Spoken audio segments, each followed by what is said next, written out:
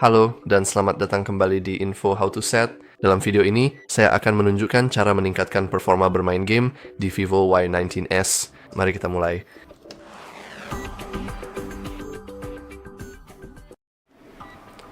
Jadi, hal terpenting yang ingin Anda periksa untuk meningkatkan performa permainan Anda adalah masuk ke pengaturan.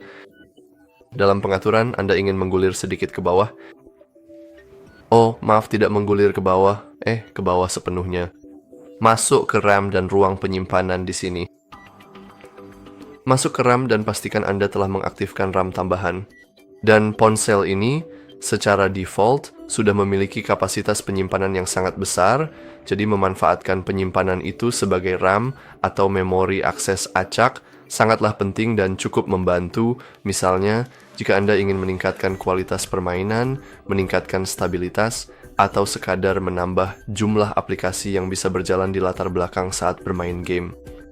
Dan fitur lain yang sangat penting yang mungkin ingin Anda aktifkan ada di dalam pengaturan, dan secara praktis disebut Ultra Game Mode. Jadi kita bisa klik Ultra Game Mode. Seperti yang Anda lihat, kita perlu menyetujui lisensi pengguna dan perjanjian layanan Ultra Game Mode, dan seperti yang Anda lihat, mode ini akan menyediakan berbagai layanan asisten game. Mode ini juga akan menyediakan seperti overlay kecil yang bisa Anda nyalakan atau matikan, dan juga beberapa fitur menarik lainnya. Jadi mari kita setujui. Dan hal pertama yang harus dilakukan adalah mengaktifkan game sidebar, karena saat bermain game, Anda akan bisa dengan mudah menggesernya. Jadi Anda akan bisa mengaktifkan beberapa fitur. Kita juga bisa mencoba esports mode, meskipun ini seperti yang Anda lihat. Ya, kita tidak bisa mengaktifkannya di sini, tapi Anda akan melihat bahwa ini benar-benar meningkatkan kualitas secara keseluruhan dan juga memblokir notifikasi dan panggilan dilema. Jadi, tidak hanya Anda akan mendapatkan performa yang lebih baik saat bermain game, tapi juga Anda akan merasa tenang, karena sekarang Anda tidak akan menerima notifikasi, panggilan, atau apapun, jadi itu sangat penting. Dan tentu saja kita memiliki frame rate yang adaptif dan juga suhu yang adaptif, sehingga Anda akan selalu mendapatkan frame rate dan kualitas visual terbaik yang mungkin bisa Anda dapatkan. Jadi seperti yang Anda lihat, saat ini kami sebenarnya belum memiliki game yang mendukung fitur ini. Meskipun dengan saya cukup yakin bahwa seperti saya tidak tahu misalnya game Call of Duty dan game mobile AAA lainnya akan sepenuhnya mendukung fitur ini. Dan tentu saja kami juga memiliki kualitas suara game dan efek suara simulasi. Kita bisa mengaktifkan ini. Seperti ini sebenarnya tidak secara langsung meningkatkan kualitasnya. Ini meningkatkan kualitas suara dari game.